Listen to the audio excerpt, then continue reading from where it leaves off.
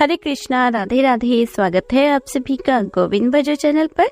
आज के इस वीडियो में हम सुनेंगे कार्तिक मास में सुनी जाने वाली कहानियाँ। शुरुआत करते हैं गणेश जी की कहानी के साथ।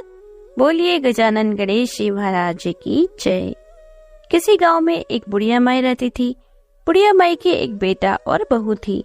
बुढ़िया माई देख नहीं सकती थी, लेकिन गणेश जी की बड़ी भक्त थी। रोज गणेश जी के मंदिर में जाती और पूजा करती। करते करते बुढ़िया माई की सारी उम्र निकल गई। एक दिन गणेश जी ने सोचा कि बुढ़िया माई ने पूरी जिंदगी मेरी पूजा सेवा की है, मुझे इसे कुछ देना चाहिए। बुढ़िया माई जब पूजा करने के लिए मंदिर गई, गणेश जी उसके सामने प्रकट हो गए और कहने लगे कि बुढ़िया माई, मैं तेरी सेवा से और तेरी पूजा से बड़ा प्रसन्न हूँ। अपने मन का वरदान मुझसे मांग ले। तब बुढ़िया माई कहने लगी, मुझे तो कुछ भी नहीं चाहिए। तो गणेश जी कहने लगे कि नहीं, मेरा तो कुछ देने का मन है, तू मांग। तब बुढ़िया माई ने कहा, लेकिन मुझे तो मांगना भी नहीं आता। तब गणेश जी बोले, ठीक है, तो अपने बेटे बहू से पूछ लेना और फिर कल मांग लेना। बुढ़िया माई अपने घर आ गई तो बुढ़िया माई ने अपने बेटे से पूछा कि गणेश जी कहते हैं कि कुछ मांग, तो बेटा मैं क्या मांगू। बेटा बोला कि माँ बहुत सारी धन दौलत मांग ले। बुढ़िया माई बहू के पास गई और उससे कहने लगी कि गणेश जी ने मुझसे कहा है कुछ मांग, बता मैं क्या मांगू। तो बहू कहने लगी कि सासू जी आप पोता मांग लो। बुढ़िया माई ने सोचा कि ये दोनों तो अपने अपने मतलब की चीजें मांग रहे हैं। बुढ़िया माई पड़ोसन के पास गई, उसे जाकर बोली कि गणेश जी मुझसे कहते हैं कि कुछ मांग, बता मैं क्या मांगू। तब पड़ोसन कहने लगी कि तू ना तो धन मांग न पोता मांग, बुढ़िया हो गई है, थोड़े दिन जिएगी तो अपनी आंखें मांग ले। उसने पड़ोसन की बात भी नहीं मानी। घर आई तो सोचने लगी कि क्या मांगू जिससे बेटा भी खुश हो जाए, बहू भी खुश हो जाए और मेरे मतलब की भी चीज हो। अगले दिन बुढ़िया माई मंदिर गई। तब गणेश जी फिर प्रकट हुए और कहने लगे, बुढ़िया माई बता क्या मांगती है। तब वह कहने लगी कि गणेश जी, यदि आप मुझ पर प्रसन्न हैं और वरदान देना ही चाहते हैं तो मुझे आंखें दो, सोने के कटोरे में पोते को दूध पीते देखूं, सुहाग दो, निरोगी काया दो, 9 करोड़ की माया दो, बेटा पोता पड़पोता भाई भतीजा सारा परिवार दो, सारे परिवार को सुख दो, मोक्ष दो। गणेश जी तो हैरान रह गए। कहने लगे, बुढ़िया माई तूने तो मुझे ठग लिया और सारा ही कुछ मांग लिया, पर कोई बात नहीं, मैं तेरी सेवा से प्रसन्न हूँ। तूने जो मांगा है सब हो जाएगा। इतना वरदान देकर गणेश जी वहाँ से अंतर्ध्यान हो गए। बुढ़िया माई ने जो जो भी मांगा था उसे मिल गया। हे गणेश जी महाराज, जैसे आपने बुढ़िया माई की मनोकामना पूरी की, ऐसे ही सबकी मनोकामना पूरी करना। बोलिए गजानन गणेश जी महाराज की जय। अब मैं आपको सुनाती हूँ कार्तिक मास में सुनी जाने वाली ब्राह्मण ब्राह्मणी की कहानी। एक नगर में एक ब्राह्मण और ब्राह्मणी रहते थे। वे रोजाना 7 कोस दूर गंगा स्नान करने जाते थे। इतनी दूर से आने जाने में ब्राह्मणी थक जाती थी। एक दिन ब्राह्मणी कहने लगी, काश हमारे भी एक बेटा होता तो कितना अच्छा रहता। बेटे की बहू आती और हमें घर वापस जाने पर खाना बना हुआ मिलता और बहू घर का काम भी कर देती। ब्राह्मणी की बातें सुनकर ब्राह्मण बोला, बात तो तू सही कह रही है, चल आज तेरे लिए मैं बहू ला ही देता हूँ। ब्राह्मणी बोली, वो कैसे। ब्राह्मण ने कहा कि तू एक पोटली में आटा डालकर उसमें कुछ मोहरे रख दे। ब्राह्मण के कहे अनुसार ब्राह्मणी ने पोटली बांध कर दे दी। पोटली लेकर ब्राह्मण चला गया। ब्राह्मण अभी कुछ दूर गया ही था कि उसे नदी किनारे बहुत ही सुंदर लड़कियां खेलती हुई दिखाई दी। वे रेत के घर बनाती और तोड़ती। उनमें से एक लड़की ने कहा कि मैं तो अपना घर नहीं तोड़ूंगी, मुझे तो घर रहने के लिए चाहिए। लड़की की बात सुनकर ब्राह्मण बहुत खुश हो गया। सोचने लगा, बहू बनाने के लिए लड़की सही रहेगी। जब वो लड़की घर जाने लगी तो ब्राह्मण भी उसके पीछे पीछे उसके घर तक चला गया। वहां जाकर ब्राह्मण ने उस लड़की से कहा, बेटी मुझे बहुत भूख लगी है, तुम्हारी माँ से पूछो कि क्या वह मेरे आटे से मेरी 4 रोटियां बना देगी। अभी कार्तिक मास चल रहा है, इसलिए मैं किसी के घर का खाना नहीं खाता। मैं आटा लेकर आया हूँ, अपनी माँ से पूछो कि क्या वह मेरे लिए रोटियां बना देगी। और उससे कहना कि रोटी बनाने से पहले आटा जरूर छान ले। यदि वह मेरे लिए रोटी बना देगी तो मैं रोटी खा लूंगा। लड़की ने जाकर अपनी माँ से सारी बात कह दी।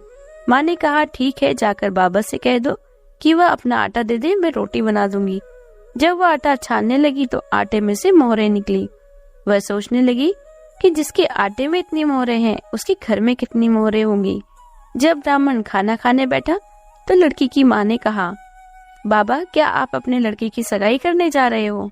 तब ब्राह्मण ने कहा कि मेरा बेटा तो काशी पढ़ने गया है, लेकिन यदि तुम कहो तो खांडे कटारे से विवाह करके तुम्हारी बेटी को अपने साथ ले जाऊं। लड़की की माँ ने कहा, ठीक है बाबा। फिर खांडे कटारे से अपनी लड़की की शादी करके उसे ब्राह्मण के साथ भेज दिया। ब्राह्मण ने घर आकर कहा, रामू की माँ दरवाजा खोल, देख मैं तेरे लिए बहू लेकर आया हूँ। ब्राह्मणी बोली, दुनिया तो ताने मारती ही है, अब आप भी ताने मारने लगे।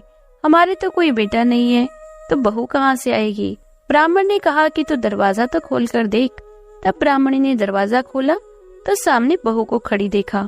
उसने बहू का स्वागत किया और आदर सत्कार से अंदर ले गई। अब ब्राह्मण और ब्राह्मणी स्नान करने जाते तो बहू घर का सारा काम करके और खाना बनाकर रखती। वह उनके कपड़े धोती, रात को पैर दबाती। इस तरह काफी समय बीत गया। ब्राह्मणी ने अपनी बहू से कहा, बहू कभी भी चूल्हे की आग मत बुझने देना और मटके का पानी खत्म मत होने देना। एक दिन चूल्हे की आग बुझ गई। तब बहू भागी भागी अपनी पड़ोसन के पास गई और कहा कि मेरे चूल्हे की आग बुझ गई है, मुझे थोड़ी सी आंच दे दो। मेरे सास ससुर सुबह 4 बजे से गए हुए, वे थके हारे आएंगे, इसलिए मुझे उनके लिए खाना बनाना है।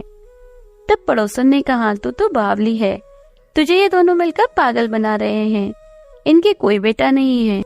बहू ने कहा, ऐसा मत बोलो, मेरे पति तो बनारस काशी पढ़ने गए हुए हैं। तब पड़ोसन ने कहा कि यह तुझे झूठ बोलकर लाए हैं, इनके कोई बेटा नहीं है। अब बहू पड़ोसन की बातों में आ गई और कहने लगी कि अब आप ही बताओ मैं क्या करूं। पड़ोसन ने कहा कि करना क्या है, जब तुम्हारे सास ससुर आए तो जल्दी फूकी रोटी कर देना, अलूनी दाल कर देना, खीर की करची दाल में और दाल की करची खीर में कर देना। तब पड़ोसन की सारी सीख लेकर बहू घर आ गई और जब उसके सास ससुर घर आए तो उसने ना तो उनका आदर किया ना ही कपड़े धोए। जब सास को खाना दिया तो सास बोली, बहू आज रोटियां जली फूकी क्यों हैं और दाल भी अलूनी है?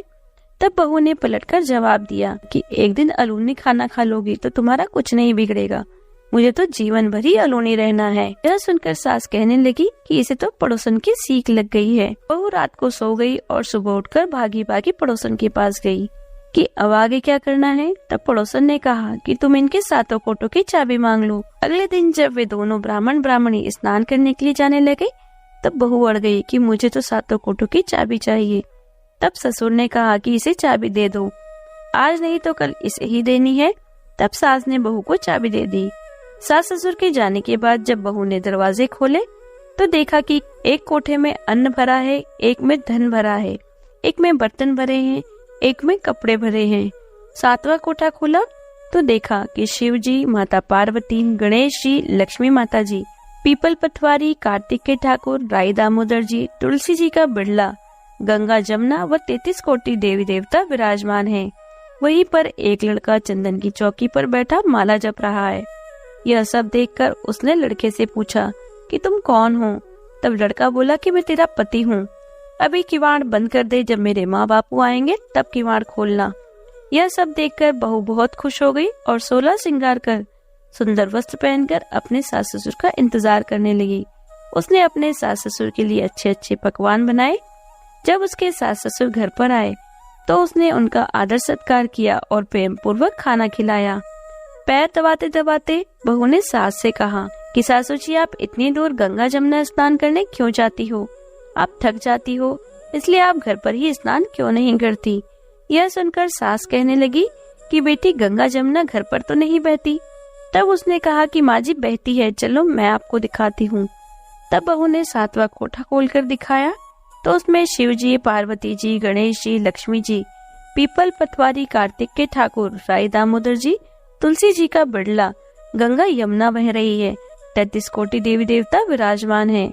वहीं चौकी पर बैठा एक लड़का माला जप रहा है। माँ ने कहा, बेटा तू कौन है? लड़का बोला, माँ मैं तेरा बेटा हूँ। तब ब्राह्मणी ने पूछा कि तू कहाँ से आया? लड़के ने जवाब दिया कि मुझे कार्तिक के देवता ने भेजा है। ब्राह्मणी ने कहा कि बेटा, ये दुनिया कैसे मानेगी कि तू मेरा बेटा है? ब्राह्मणी ने कुछ विद्वान पंडितों से मदद मांगी। पंडितों ने कहा कि इस पार बेटा खड़ा हो जाए और नदी के उस पार ब्राह्मणी खड़ी हो जाए। ब्राह्मणी चाम की अंगिया पहने, छाती में से दूध निकले और दूध की धार से बेटे की दाढ़ी मूंछ भीग जावे, पवन पानी से गठजोड़ बन जावे, तब मानो कि ये ब्राह्मणी का ही बेटा है। उसने ऐसा ही किया। चाम की अंगिया फट गई और छाती में से दूध की धार निकलकर बेटे की दाढ़ी मूंछ भीग गई। पवन पानी से बहू बेटे का गठजोड़ बन गया। यह सब देखकर ब्राह्मण और ब्राह्मणी की खुशी का ठिकाना न रहा। हे कार्तिक के ठाकुर, जैसे ब्राह्मण ब्राह्मणी को बहू बेटा दिया वैसे सबको देना। कार्तिक मास की कथा कहने वाले, सुनने वाले, मुकारा भरने वाले सभी को देना। बोलिए कार्तिक के ठाकुर जी की जय। अब मैं आपको सुनाती हूँ कार्तिक मास में सुनी जाने वाली कार्तिक स्नान की कहानी। एक नगर की बात है। वहाँ पर एक बूढ़ा और उसके 7 बहुएं रहती थी। एक दिन वे अपनी बहुओं से बोला, मेरा तो कार्तिक नहाने का मन है, क्या तुम निभा दोगी? 6 बहुओं ने मना कर दिया। तब बड़ी बहू ने कहा, पिताजी मैं निभा दूंगी, आप यहाँ पर कार्तिक नहा लेना। बूढ़ा हर रोज सुबह उठकर नदी पर जाकर नहाता और धोती उसके आंगन में सुखा देता। जैसे जैसे धोती में से पानी गिरता वैसे वैसे आंगन में हीरे मोती गिरते। यह देखकर 6 बहुएं आपस में बातें करने लगी। पिताजी आप हमारे यहाँ नहा लेना। तब बूढ़ा कहने लगा कि ठीक है, मुझे तो नहाना ही है, सो मैं तुम्हारे यहाँ नहा लूंगा। अब अगले दिन प्रातःकाल बूढ़े बाबा ने स्नान करके धोती उनके आंगन में सुखाई।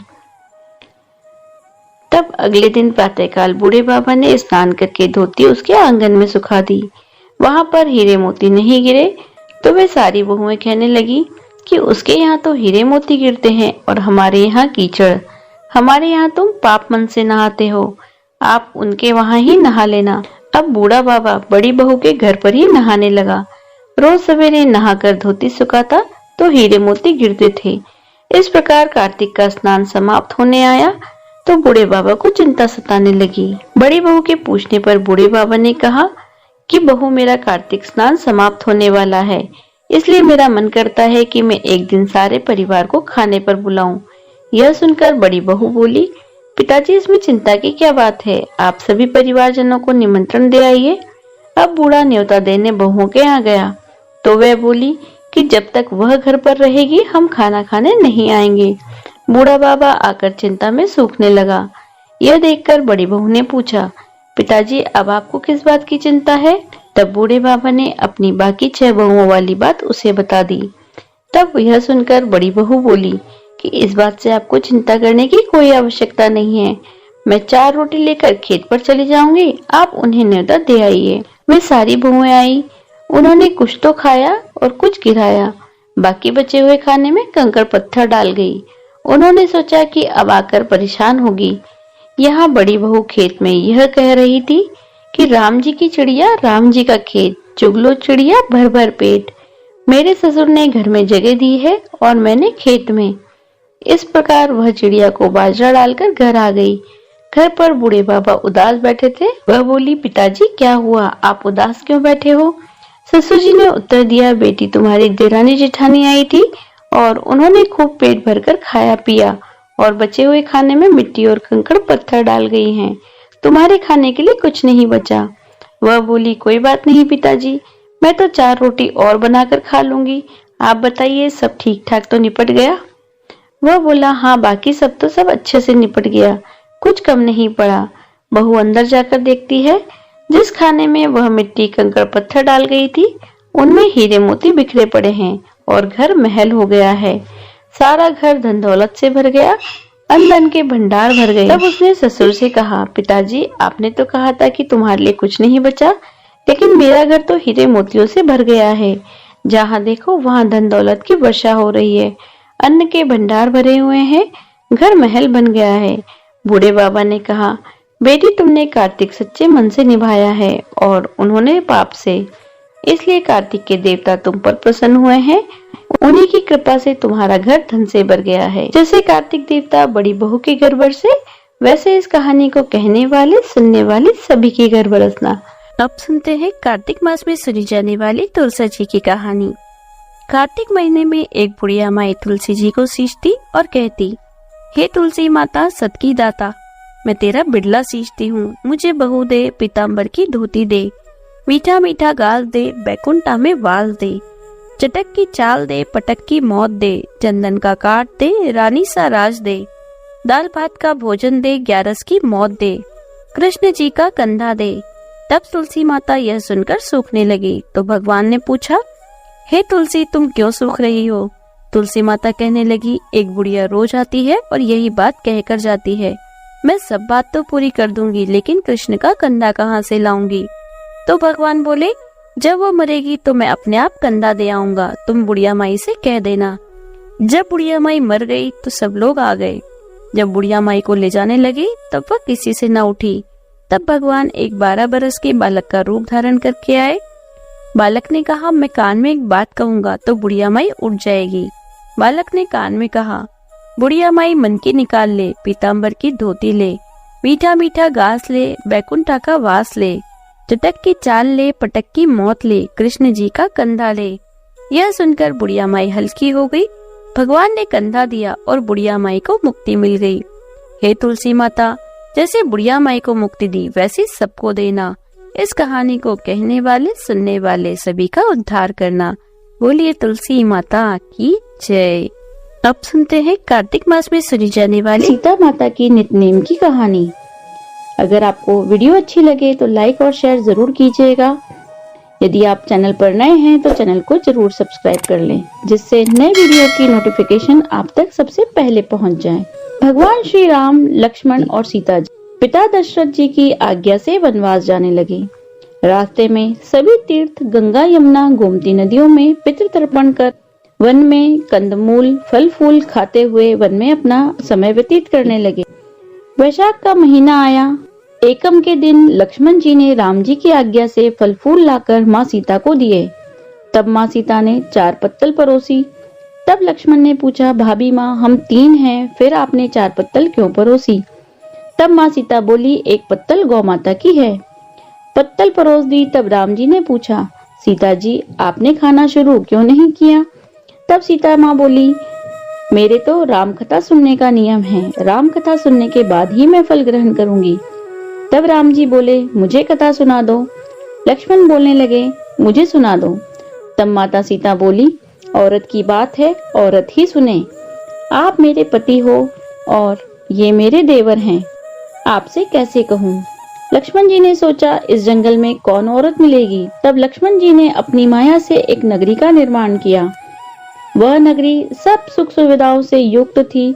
उस नगरी में सब चीजें सोने की थी, इसलिए नगरी का नाम सोन नगरी रखा गया। सभी नगरवासियों को घमंड हो गया, क्योंकि उस नगरी में कोई भी गरीब नहीं था। जब सीता जी कुएं पर पानी लेने गई और पनिहारियों से राम राम किया तो कोई नहीं बोली। थोड़ी देर में एक छोटी कन्या आई। सीता जी ने उसे राम राम बोला और कहा कि बाई, राम कथा सुनोगी? तब वह बोली, मेरे तो घर पर काम है। सीता जी ने कहा, मेरे पति राम और देवर लक्ष्मण भूखे हैं। तब लड़की बोली, मेरी माँ मेरा इंतजार कर रही है। वह लड़की वहाँ से जाने लगी। इस पर सीता माँ क्रोधित हो गई। सारी नगरी साधारण हो गई। जब लड़की घर गई तो उसकी माँ बोली कि क्या हुआ? लड़की बोली, मुझे नहीं पता। वहाँ कुएं पर एक साध्वी बैठी थी, मुझे राम कथा सुनने को कहा, पर मैंने नहीं सुनी। यदि उसने कुछ किया हो तो मुझे पता नहीं। तब उसकी माँ ने उसको वापस जाकर कथा सुनने के लिए कहा। लड़की ने वापस जाकर कथा सुनने से मना कर दिया। तब उसकी बहू बोली, माँ जी, यदि आपकी आज्ञा हो तो मैं कहानी सुनाती हूँ। जब बहू कुएं पर पहुंची तो पानी भरती और खाली करती। यह देखकर सीता जी कहने लगी, तुम्हारे घर पर कोई काम नहीं है क्या? तब वह बोली, माताजी, मैं तो सारा काम करके आई हूँ। तब माता सीता ने कहा, तूने मुझे माँ कहकर बुलाया है, यदि तुझे समय हो तो मेरी राम कथा सुन लेगी?